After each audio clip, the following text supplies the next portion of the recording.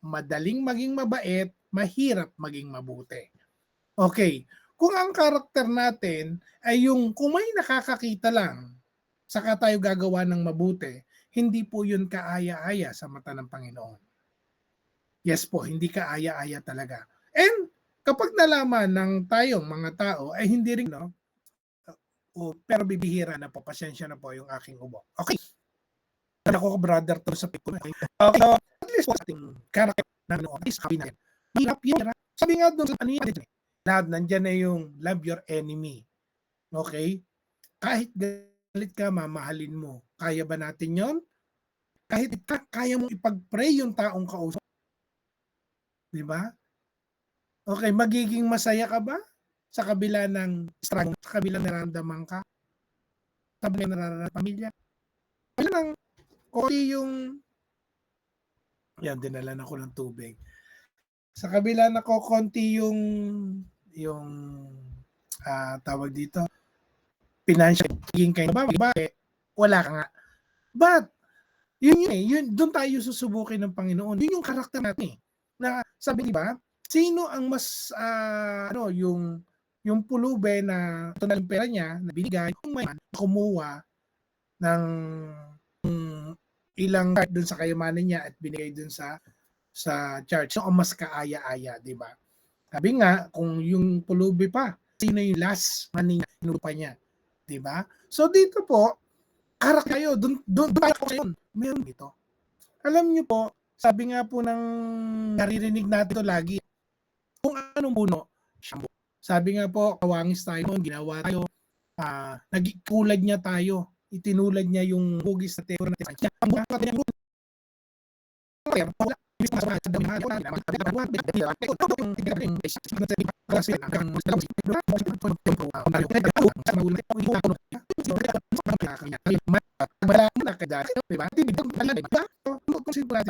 tayo pinumuhay bilang pero ng bunga ating pamilya sa ating extended family, nandiyan ang barkada, nandiyan sa atin po magmumula yung karakter. Sa atin magmumula na kung saan nakikita na, di ba, napansin niyo po ba sa mga salubong niyo kapag ninitian niyo, especially lala niyo, pamilya na mo, kapag ninitian niyo, pag sinimangutan mo, syempre sisimangutan ka din. Doon po sa ligid, kaya tatandaan po natin yan na ako, sa Panginoon. Siya ba? Pag sinabing Christian, at diba, pag may narinig kang manangan mo ka-admire. Lahat yung ni Christ, Jesus Christ, our Lord, Christian, okay, check mo. Okay, yung nothing forward. Okay? Ako, napakarami namin experience ni Mashi, nakakumis na amin na ibig ni Sir Mark. So, sabi ng aking minsan yung mga gusto natin hindi ibigay, akala na ayaw, hindi bagay sa atin. Kumbaga, rejection yun eh. Reject yan eh. Bang rejection pala? Yun ay redirection ng Panginoon para tayo ay umalos, maganda. Kaya yung karakter mo, within the trials, within the challenges, nagagawa na nahuhubog. Ay, hindi mo nangyari sa akin yan kasi natututo ko. In trials, sino ba nagsabi kapag may trials ka, importante ka? Iritado kapag may trials ka. Mapapalit saan nagiging susunod natin itong ganitong problema, wala itong ingitian ko na lang to.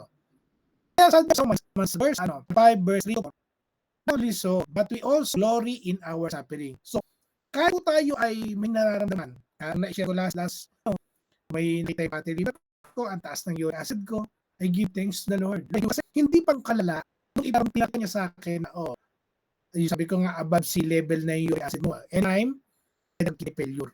Pinakita niya sa akin eh. Pinaramdam niya sa akin na mahal niya ako. Kaya, ititigil ko na ang dapat itigil na nakakasira sa akin. Nakasira ko, hindi ko yan. Sa pahin ko, third man ako. Ba ako? Sa kanila ko lalawa. So, alam niyo po, because we suffering perseverance, sige doon perseverance, character, ang po dun sa spelling, character, nagiging matungkol sa po, ginagamit po ng ating Panginoon yung ating trials, nahihirapan tayo. Kasi nga, sabi ko nga, nire-redirect tayo, tinuturuan niya tayo ng lesson. Kahit para ma-refine at mag-grow at mag-grow ang ating karakter. Kasi po, kung hindi natin may experience ang trials, guys, sa ampong aspeto ng buhay, trabaho man yan, negosyo man yan, buhay, pamilya, buhay sa church, taga-silbi or we are servant, kung wala pong trials, hindi po tayo mag-grow. Sabi ko nga po kanina, is the way we react on the trials, yun po yung karakter natin. Kasi iba-iba po yung karakter natin eh. Pero kung dahil meron kang peace, love, joy, meron ka niyan, hindi ka basta magre-react ng galit ka agad eh. Bakit ganito? Bakit ganito? Hindi ka sisigaw talaga eh. Mapasigaw ka man pag tingin mo sa mga kasama mo, ay sorry. Kasi bakit? Mas nananaig sa puso mo yung love and joy. Although hindi naman tayo ligtas na magalit na sumigaw pabigla. Bigla lang po ako. Ganyan, di ba? Kaya nga po, alam niyo po, yung character build, nasaan na ba ako? Kailangan ba? Ayan, sorry po. Okay, so dito sa character build in trials, kaya nga po, hinuhubog tayo bilang Kristiyano, okay? Bilang tao, bilang mananampalataya sa Kanya. Kaya, tatandaan po natin, may mga walang diamond na, alam yung diamond? Yung diamond na gusto ng aking mahal asawa kasi di ko siya kaya ibig. Yan. Siyempre, diamond rin talaga. Iba naman, nabigyan natin diamond ring. Walang diamond na nahuges nang hindi nilagyan ng pressure. Okay? Wala. Kaya lagi ko lang, sinasabi po yan sa aking pong negosyo. Lahat kung maging magandang diamond, kailangan nyo dumaan sa trials, init, iinitan yan, Persian, at pag dumating yung time matapos isa ka ng magandang diamond. Sa atin sa pananampalataya po, ganun din. Minsan, susubukin ka ng pagkakataon, yung pagiging Brother mo, Brother J mo, yung pagiging pasyoso mo, susubukin yan. Hindi ka magiging komportable. Pero kung nalagot, yun yung karakter mo. Na parang isang diamond, sabi yung aura mo, bakit? Na kaya mong hawakan yung problema ng simple lang. Sabi nga, your trials are producing some precious. Okay? Then, next, gaya sa pang-apat. That's why big new. Kasi ate, hindi po babago. Hindi po ba nabago yan? Kailangan process. And being as a Roman, do not conform to this world, but in the renewing of your mind, then you will be able to prove what God's will is good, pleasing, and perfect. Dito po, sa karakter natin, kailangan mag-iisip po tayo na align sa ating Panginoon. Kanina nga po, sabi ko nga po, hindi mahibasa, nakita ko doon sa Bible natin, yung audio Bible po, doon sa Deuteronomy. Grabe po talaga. Ang daming dapat din. Nung nakausan, yung 10 comments.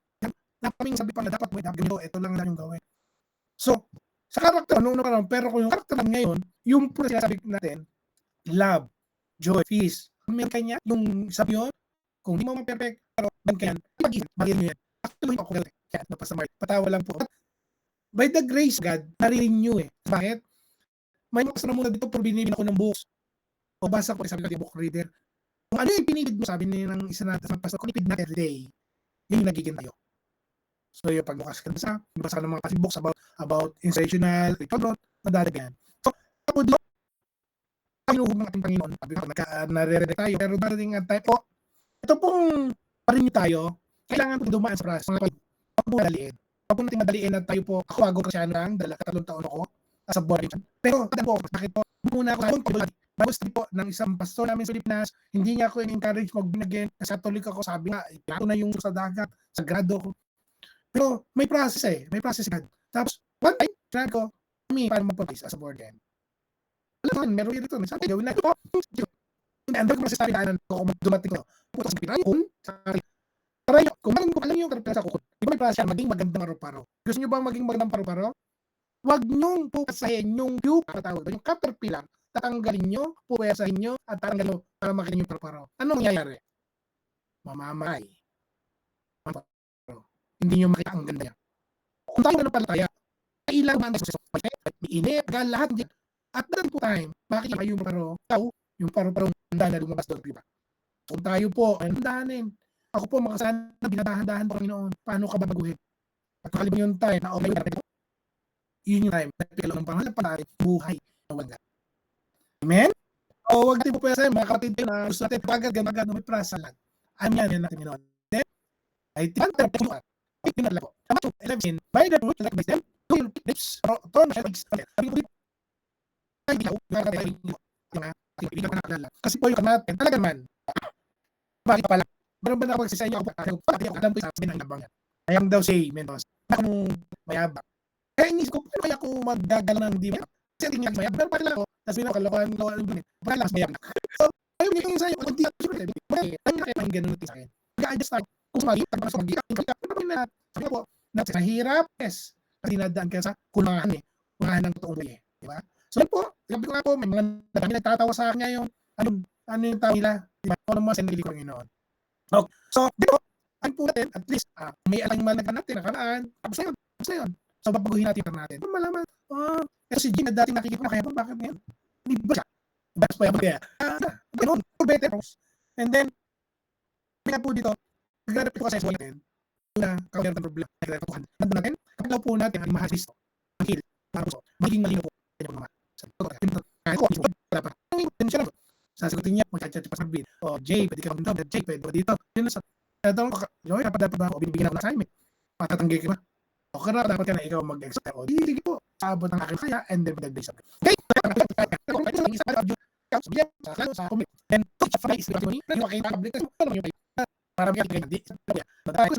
Kasi yun, with God, kailangan po natin. And po, let him back for you, then ito na kayo.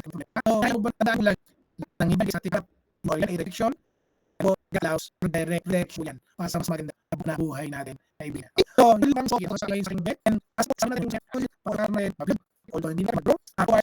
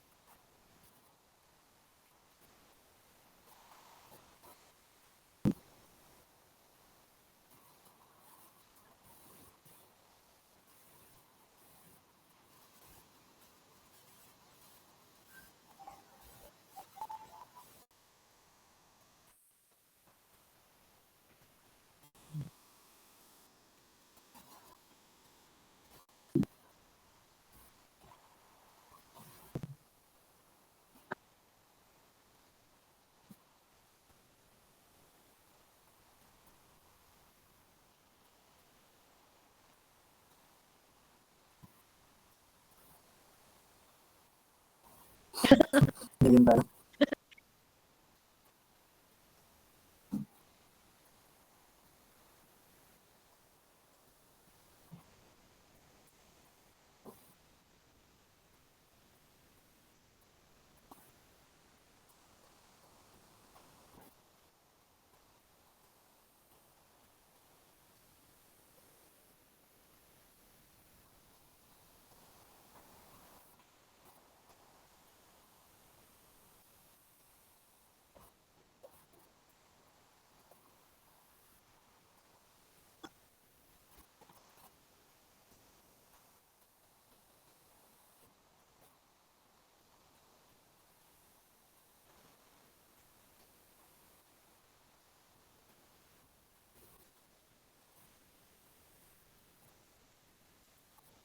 Siya, nawala sa mga sa akong dagang nabis na katang.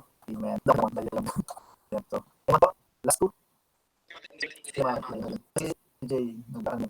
Kaya Sige, ako yung nakaka-relate kay Brother Jay, no? Talagang yung sabi nga, yung process ng paano ka hubugin ng Panginoon, sadyang hayaan mo lang talaga Panginoon na siya yung gumawa ng paraan paano mabuhay.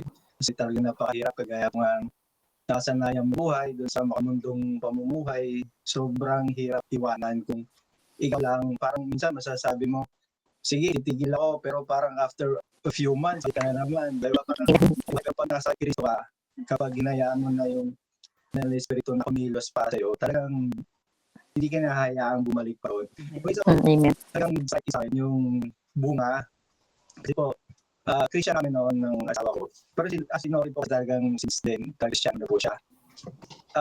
Isang beses, may pinuntahan kaming birthday party.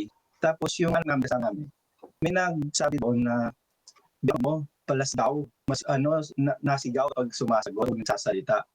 So, parang na-offend ako doon sa sinabi niya. Pero nung umuwi kami ng bahay, na-realize ko, saan nanggaling yung ugali, yung character niya. Bakit siya palasigaw kung magsalita, kung makausap. Kasi pag-isip ko, gusto na sa bahay, di ba? Di syempre, so, sabi nga, tune namin, oo nga, no. Siguro nga sa amin ang gagaling na nagsisigawan kami o mataas yung boses namin. So, talagang pinipray ko yung sabi ko, Lord, sumasagot yung anak ko dito sa tabi ko. Pinagpray ko yun, sabi ko, Lord, alisin mo sa akin yung mataas yung boses, yung pasigaw. Kasi parang sa akin, parang normal. Pero sa bata, ginagaya niya. Tapos sa ibang tao, pero pag nakita mo na pala doon sa anak mo na, nakikita mo na yung ugali mo doon sa kanya. Sabi ko, oo nga, kailangan kong baguhin. Kasi sa amin siya kukuha ng ng idea na kung paano siya laki. Kaya pinag-pray ko, sabi ko, napakahirap sa amin na baguhin. Pero sa pagkatulong ng Banales, sabi ko talaga, hindi na ako sisigaw. Pagka sisigaw na ako, medyo tatas na yung hindi ako dapat sisigaw. Kasi yun na yung Tapos yung pray ko na, pilihan mo ako, inhale, exhale na lang. Para kasi sa ko yung nag-aasikaso sa kanya papasok sa school. So yung nanay po kasi maaga siya pumapasok. Kaya talagang gamit to yung umaga, alam po bata, syempre kailangan medyo mahaba talaga pasensya mo. Kaya lagi pinag-pray para tuloyan ng mawala. Pero sa tulong ba ng Espiritu, laging Kung natin walk by the Spirit, one by the Spirit. So, sila. Ang nalala ko kasi sa kanya. Ilang taga-asa. Oo, parang sila kay Isang talaga din anak. Salamat po Kuya Martin. And next po, sino po? Last po, bago tayo mag-move out yan. General prayer request. Sige po, ako kundi lang po kasi wala na pong oras at madali. Sa akin na po, ito pong topic na ito is naging, ito talaga isang, naging talaga malaking impact talaga sa buhay ko, maging sa pamilya ko at like, yun po na babaguhin talaga tayo ng panong yung style natin, old life natin is sabi na sila ng Panginoon sa amin. Ang vision na gamitin natin ng Panginoon na ubugin natin. Yun talaga is, ang Panginoon talaga yun yung kanina na allow God to transform you. Na yun talaga is yun talaga is experience. Hindi talaga kaya ng isang tao na baguhin yung buhay na like may kasabihan pa na do not sabi na do not parang ganun ba na walang kabuluhan, 'di ba, pag dapat hayaan talaga natin ang Panginoon na siya yung babago sa kasi pag true on our own wala talagang mangyayari. Yun lang talaga yun isa din na verse na ito yung isa sa paborito ko na sa verse na sa in the book of John 15 na abide in me and I in you na andun natin yun talaga na malaking isa din na nakapagpabago